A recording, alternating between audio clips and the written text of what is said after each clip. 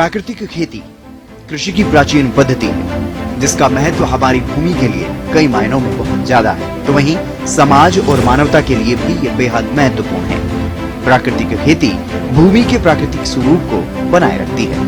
Natural farming में रासायनिक उर्वरकों और कीटनाशकों का प्रयोग नहीं होता है, बल्कि प्रकृति में आसानी से उपलब्ध होने वाले प्राकृतिक तत्वों, जीवाणुओं के उपयोग से खेती की जाती है।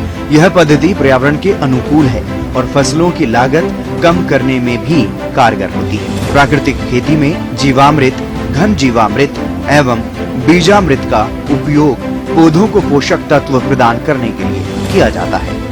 इनका उपयोग फसलों पर घोल के छिड़काव या सिंचाई के पानी के साथ में किया जाता है। प्राकृतिक खेती में कीटनाशकों के रूप में नीमास्त्र, ब्रह्मास्त्र, अग्नियास्त्र, सोठास्त्र, दशापर्दी, नीम पेस्ट, गोमूत्र का इस्तेमाल किया जाता है। पिछले कई वर्षों से ज्यादा मुनाफे के चक्कर में किसान रासायनिक कीटनाशकों का प्रयोग फसलों पर करते आ रहे हैं, जिससे मिट्टी की उर्वरा शक्ति खत्म हो रही है एवं भूमि के प्राकृतिक स्वरूप में भी बदलाव देखने को मिल रही है, जो किसानों के लिए काफी नुकसानदायक साबित हो रहे हैं। रासायनिक कीटनाशकों के प्रयोग से जल प्रदूषण, वायु प्रदूषण, मृदा प्रदूषण प्रतिदिन बढ़ रहा है। इसके अलावा किसानों की फसल पैदावार कमाई का आधा हिस्सा रासायनिक उर्वरक और कीटनाशक खरीदने में ही चला जाता है, क्योंकि रासायनिक कीटनाशक काफी महंगे भी होते हैं। मानव जीवन के नजरिए से भी देखें तो रसायन युक्त खेती खतरनाक है। इसके बहुत सारे दुष्प्रभाव भी देखे गए हैं। अत्यधिक उत्पादन की दौड़ में प्रकृति के मूलभूत सिद्धांतों को ध्यान में नहीं रखा गया। खेती में रासायनिक उर्वरकों और कीटनाशकों का अधिक उपयोग होने लगा।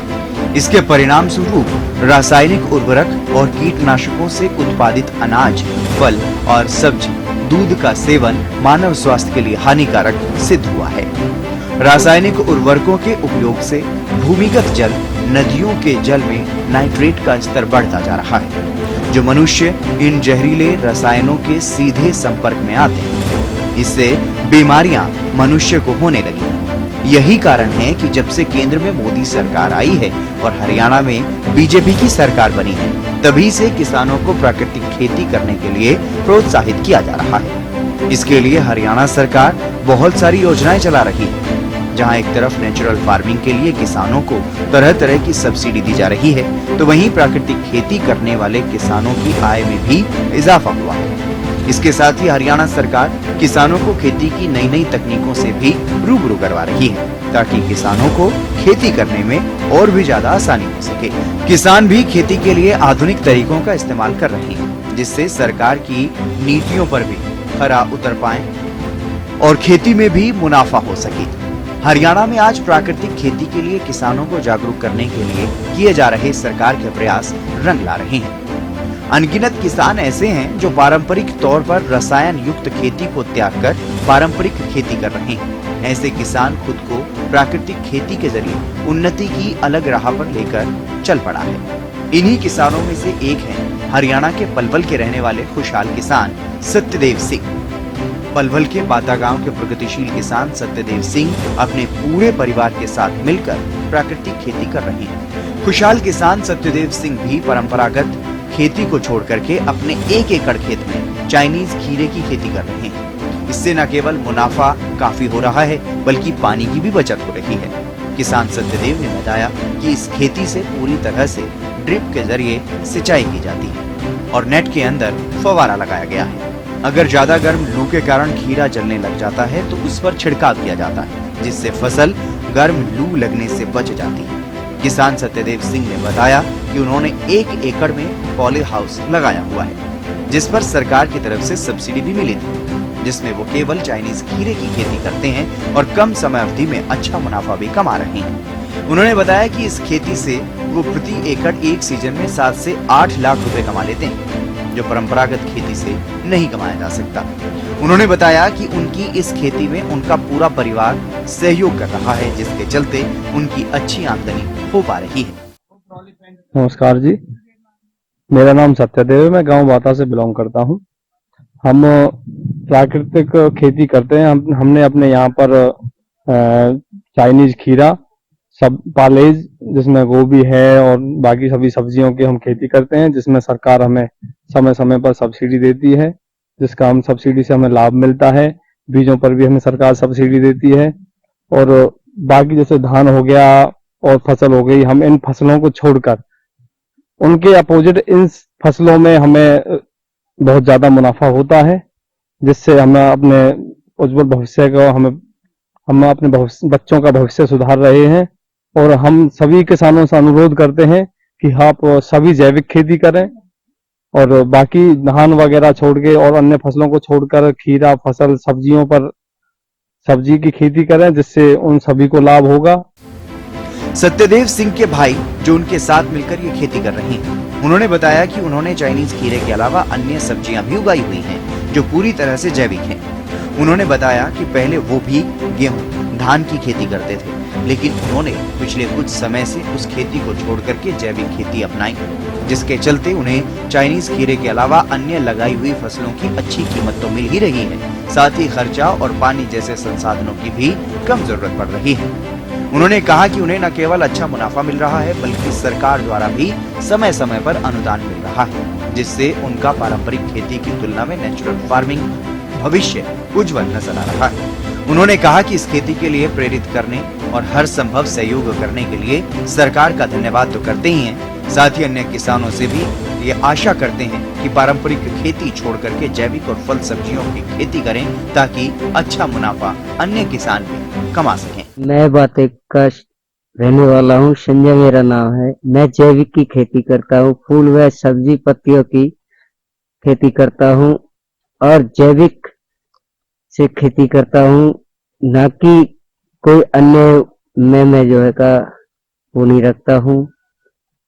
और मेरे किसान भाइयों, जैविक की खेती करें, ना कि किसी और पे जोर दें, जैसे कि फल है, फूल है, सब्जी है। कब से खेती कर रहे हैं आप? मैं कई साल से खेती कर रहा हूँ। किस किस चीज की खेती कर रहे हैं आप?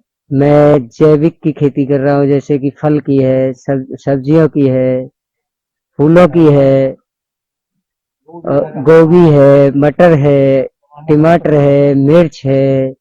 प्रगतिशील किसान सत्यदेव की पत्नी और बेटा भी इसके लिए उनका पूरा हाथ बटाते हैं। सत्यदेव की पत्नी और बेटे का कहना है कि वो पूरी तरह से फल फूल सब्जियों की प्राकृतिक खेती करते हैं, जिसमें किसी भी तरह के कीटनाशक का प्रयोग नहीं किया जाता, और सरकार द्वारा दिए गए अनुदान से पॉली हाउस लगाया हुआ है, जिससे वो कम जमीन और कम लागत और कम मेहनत में अच्छा मुनाफा ले रहे हैं। साथ ही सरकार से समय समय पर अनुदान भी ले रहे हैं। उन्होंने कहा कि वो इस तरह की प्राकृतिक खेती पिछले 7 सालों से कर रहे हैं, जिससे उनकी अच्छी आमदनी हो रही है। उन्होंने अन्य किसानों से भी पारंपरिक खेती छोड़कर प्राकृतिक फल सब्जियों की खेती करने की अपील की, ताकि कम लागत में अच्छे मुनाफे से किसानों की आर्थिक स्थिति में भी सुधार हो सके। क्या नाम है आपका?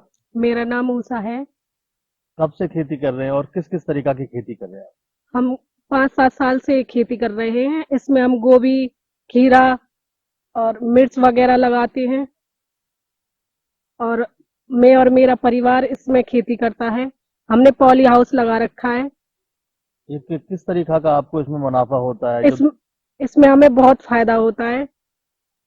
पहले किस तरीका की खेती करते थे आप? पहले हम धान, गेहूं ऐसी खेती करते थे, तो हमें किसी दूसरे किसान ने बताया कि आप खीरा, गोभी, सब्जी वगैरह लगाओ, तो उसमें आपको बहुत फायदा होगा। इसमें आपको अच्छा मुनाफा हो रहा है? हाँ जी, हमें अच्छा मुनाफा। सरकार की तरफ से कोई अनुदान राशि मिलती है आपको? सरकार की तरफ से भी हमें बहुत फायदा हो रहा है, बहुत फायदा है। और किसान भाइयों को कोई संदेश देना चाहते हैं आप इस फसल के बारे में कि इस तरीका का कोई? हम किसान भाइयों से यही कहना चाहते हैं कि इसमें बहुत फायदा है। खीरा, इसमें कम मेहनत में बहुत लाभ होता है। मेरा नाम युवराज है। मैं और मेरे पिताजी प्राकृतिक खेती करते हैं। हम फल फूल उगाते हैं, सब्जी उगाते हैं। हमने पॉली हाउस लगा रखा है। इसमें हम केमिकल का यूज नहीं करते हैं, और जो हम सब्जी लगाते हैं उसका हमें बाजार में अच्छा रेट मिलता है, कम लागत में अच्छा मुनाफा मिल जाता है। हम तहे दिल से खट्टर सरकार का धन्यवाद करना चाहते हैं और अपने सभी किसान भाइयों से अनुरोध करना चाहते हैं कि आप भी इस खेती को करें। हमने इसमें बहुत मुनाफा मिलता है और हम इतना ही कहना चाहते हैं कि आप इसमें खेती करें। आप कब से खेती कर रहे हैं? हम लगभग 5 साल से कर रहे हैं। ये आइडिया कहाँ से आया आपको कि भाई हम धान की खेती को छोड़ करके ये फल सब्जी की खेती करें? हमें भी किसी पड़ोस के किसान भाई ने ही बताया था कि इसमें कम लागत में अच्छा मुनाफा होता है। अब सरकार आपकी कोई मदद करती है? हाँ, सरकार भी बीच-बीच में हमें मुनाफा मिलता रहता है। क्या कहना चाहेंगे आप? हम तो बस यही कहना चाहते हैं अपने किसान भाइयों से कि आप भी इस खेती को करें, इसमें कोई ज्यादा दिक्कत नहीं होती है। शुरुआत में पारंपरिक खेती को छोड़कर प्राकृतिक खेती को अपनाने में कठिनाई जरूर होती है, लेकिन हरियाणा सरकार की तरफ से चलाई जा रही योजनाओं के कारण आज प्राकृतिक खेती करना काफी आसान हो गया है। साथ ही पारंपरिक खेती की तुलना में प्राकृतिक खेती करने में लागत कम आती है और मुनाफा भी काफी ज्यादा होता है। आज के समय में किसानों को अपनी फसल को बेचने के लिए भी ज्यादा चिंता करने की जरूरत नहीं है, क्योंकि सरकार की तरफ से इसके लिए हर जिले हर हलके में व्यवस्थाएं की गई हैं। इसके अलावा सरकार की तरफ से फसलों का अगर किसी प्रकार से कोई नुकसान भी होता है तो उन्हें इसका मुआवजा समय से और उनके खातों में मिल जाता है। आज के समय में किसान भी काफी जागरूक हो चुका है। समय के साथ हरियाणा के किसानों ने भी अपने आप को बदला और साथ ही खेती की नई तकनीकों को भी किसान अपना रहे हैं। यही कारण है कि आज हरियाणा का किसान उन्नतिशील और खुशहाल कहलाया जा रहा है। और जैसा कि ये बात स्पष्ट है कि किसी भी प्रदेश और देश का किसान अगर खुशहाल है तो वो प्रदेश और देश अपने आप ही आर्थिक और विकास के नजरिए से उन्नतिशील श्रेणी में अग्रसर होता है।